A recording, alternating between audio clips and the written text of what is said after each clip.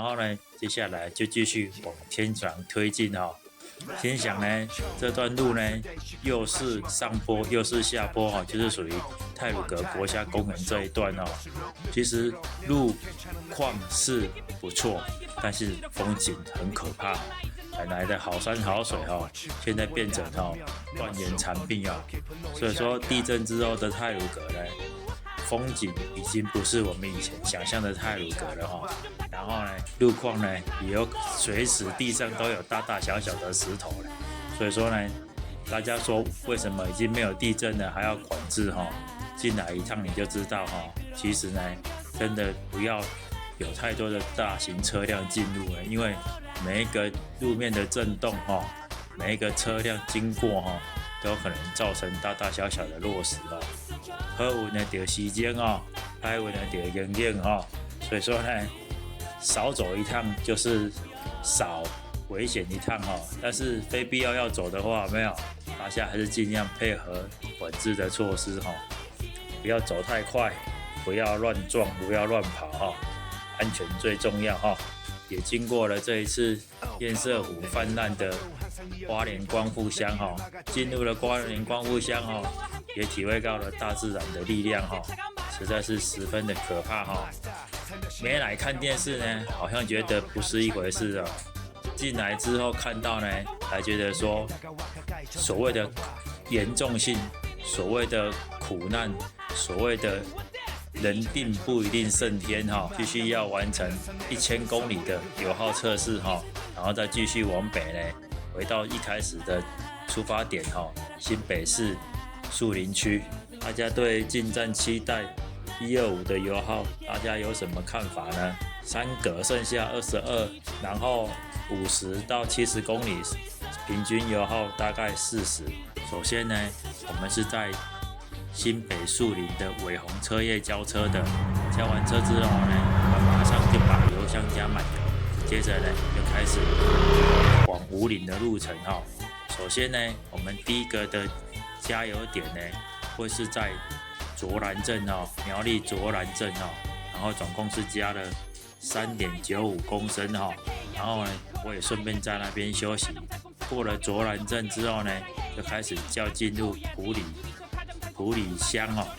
所以呢就会开始进入第一段有弯道的路线哈，然后加上爬坡路段。由于呢时间上比较赶，所以呢在所谓训车呢就跟我没有关系哦，摩尔起呢是他家的事呢，反正呢只要路况允许哦，就是油门哦一路吹到底哦，没有再管它油耗的，因为呢。既然要做油耗测试呢，就是要根据真实的路况哦。我真实的路况就是我很赶时间哦，而且我不想要赶快到达武岭呢，所以呢，我的油耗就是没有在管油耗哈，没有在管什么摩尔奇啊，能超车就超车哈，该刹车就刹车哈。然后呢，到了武岭的时候呢，因为天已经黑了哈，所以呢，我就在武岭的清境农场哈。找了一个露营区露营哈，满天星光哈，实在是很漂亮哦。隔天一早呢，我呢就呢先不要上露营的装备哦，因为我觉得上露营的装备来跑武岭这一趟呢，可能呢没有办法真正体会武岭的美呢，所以说呢我就没有上装备哈。一大早呢，早餐也没有吃哦，尿也没有尿哈，就赶快呢骑着车呢上武岭哦。然后呢，我也在武岭呢。完成了人生第一件无聊的事哈，就是炸给西呢，在武岭山上呢拆空滤哈，为了把空滤呢扛上去武岭牌楼哈。武岭只能骑到武岭停车场拍照，可是你人要上武岭牌楼呢，就是看你要拿什么东西上去哦。骑脚踏车的同学呢，可以把脚踏车扛上去哦；戴帽子的同学可以把帽子戴上去哦。我呢只能把空滤拆下来当做帽子呢。接下来呢，过了武岭之后呢，我们就要进入太鲁阁了哈。然后进入太鲁阁呢，我们会先进到第一个加油点哈，就是中油海拔2374的官员加油站哈。我有因为怕后面呢不晓得会不会遇到管制点还是什么地方没办法加油，所以我在官员加油站呢又补充了4.39公升的汽油哈，我都是加92的哈。然后过了官员加油站呢，接下来呢就是要进入天祥的部分呢，但是因为时间没有预好呢，我就在中横天祥的管制站那边呢卡弹了哈，在那边休息了1个半小时哈，顺便吃原民的那个风味餐哈，然后呢接下来就继续往天祥推进哈。天祥呢这段路呢又是上坡又是下坡哈，就是属于太鲁阁国家公园这一段哈。其实路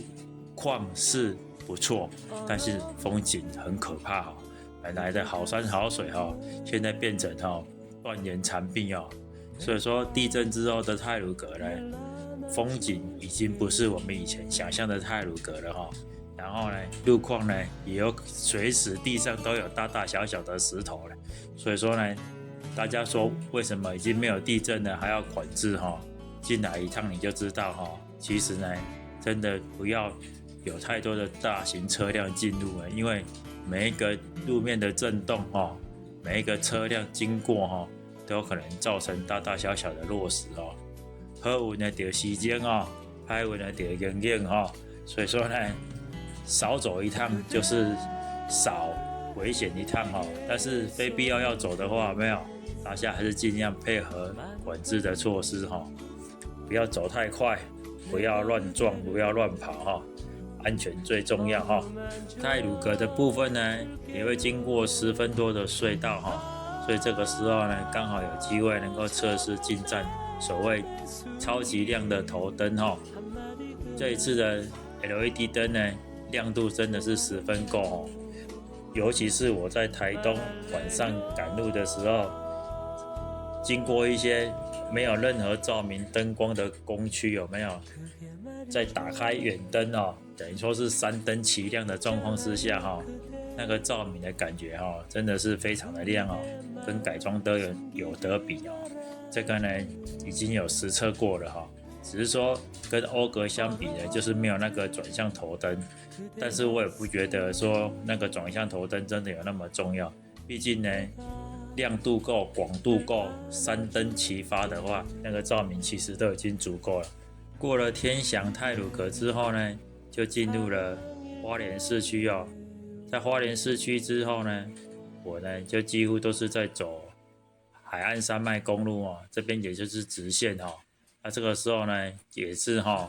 路况允许多少呢，我就骑多少没有在管油耗的没有在管那个磨合期没有什么训车期接下来呢，我就骑到了玉里镇4.3公升的92无铅汽油然后这个时候呢，我就总结了一下到了花莲玉里这里呢，刚好是骑了507公里加了3次油分别是3.95、4.39，还有4.3公升的92无铅汽油，总共呢是加了12.94公升的汽油。507公里的相处之下呢，平均油耗呢是39.18武岭那些山路呢，居然就是说不可能骑太快了，骑太快的话有没有？现在不晓得在哪里了，就是顺应着路况有没有？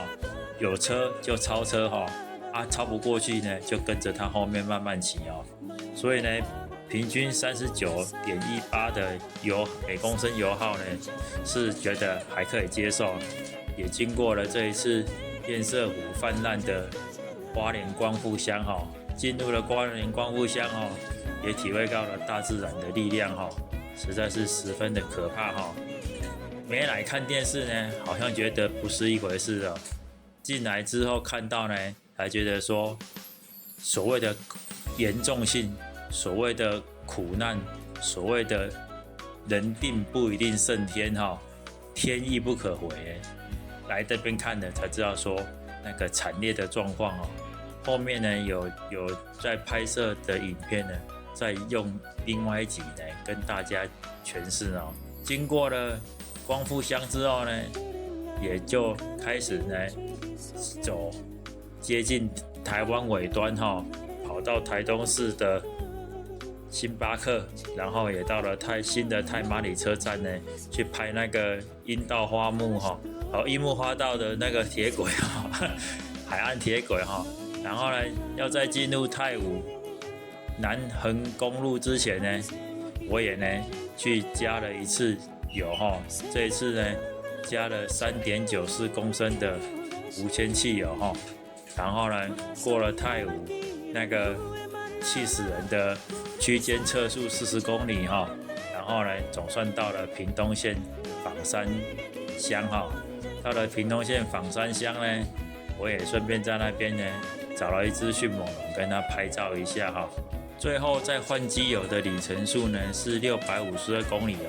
然后换完机油之后呢，我也顺便再把油箱加满哈。这样子呢，就可以顺便再记录一次换完 4X 机油之后的油耗，跟出厂油 4X 的机油两种油之间的油耗是多少。然后因为在652公里的时候，我又把油加满了，所以我也顺便计算出652公里到507公里之间145公里加了2次油哈，分别加了2.39公升跟3.94公升的汽油。可是这一次做出来的油耗呢，居然就只有22.9公升哈。为什么会有这么差的油耗呢？当然就是因为在从太武过了南横公路到了枋山之后，这一段平和战备跑道呢，我就一直跟着3台红牌重机后面跑哦。当然了，输人输丁哦，对不对？车牌不一样，车色不一样，但是斗志要一样哦。我就跟着人家哦，有3格就不会骑2格哦。当然这一段直线狂飙的情况之下，瞬间就让油耗从原来的每公升可以跑39公里，剩下22公里。所以这里也印证了一件事哈。雅马哈进站7代这一颗 Blue Core 125引擎哈，它就是一颗50到70公里之间是最省油的一颗引擎哦。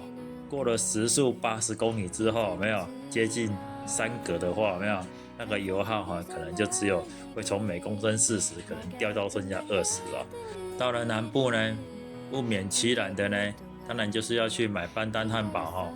我也一连吃了2次丹丹汉堡哦，晚餐也丹丹哈，早餐也丹丹哈。吃完丹丹的早餐之后呢，我也再将行囊重新打包之后，继续北上哦，继续要完成1000公里的油耗测试哈，然后再继续往北呢，回到一开始的出发点哈，新北市树林区。大家对进站7代125的油耗，大家有什么看法呢？3格剩下22，然后50到70公里，平均油耗大概40。你觉得这个油耗能接受呢？125的油耗是这样，15的油耗会不会更好呢？大家拭目以待哈，谢谢。给我新的心情，拥抱每个梦想，在风里。